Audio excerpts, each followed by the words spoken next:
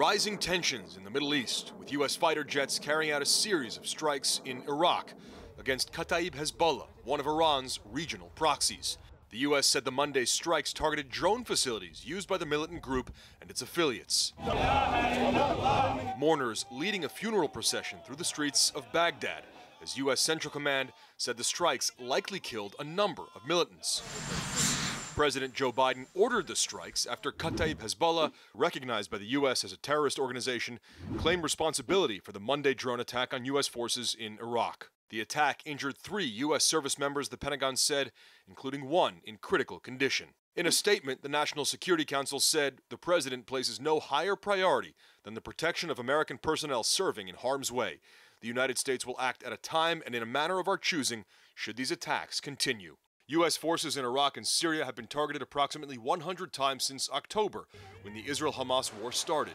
The U.S. has tried to calibrate its retaliatory strikes to send a message to Iranian proxies in the region without sparking a wider war. Last month, the U.S. also carried out strikes against Kataib Hezbollah in Iraq, killing at least 8 of their fighters, according to the group. Iraq's government has condemned both of the attacks, calling them hostile acts that are unacceptable under any circumstances. The unrest has not been limited to land. Over the weekend, the U.S. says a one-way attack drone launched directly from Iran struck a chemical tanker in the Indian Ocean. No U.S. Navy ships were in the vicinity. The attack caused no injuries, but it did spark a fire on the ship, according to Central Command, as it raised concerns of a broader conflict the U.S. has been trying to avoid.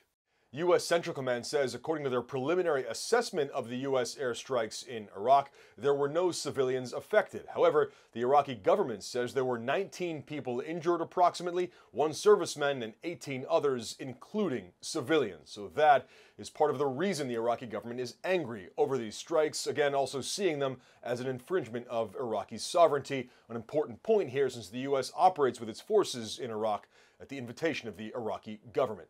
Oren Lieberman, CNN in the Pentagon.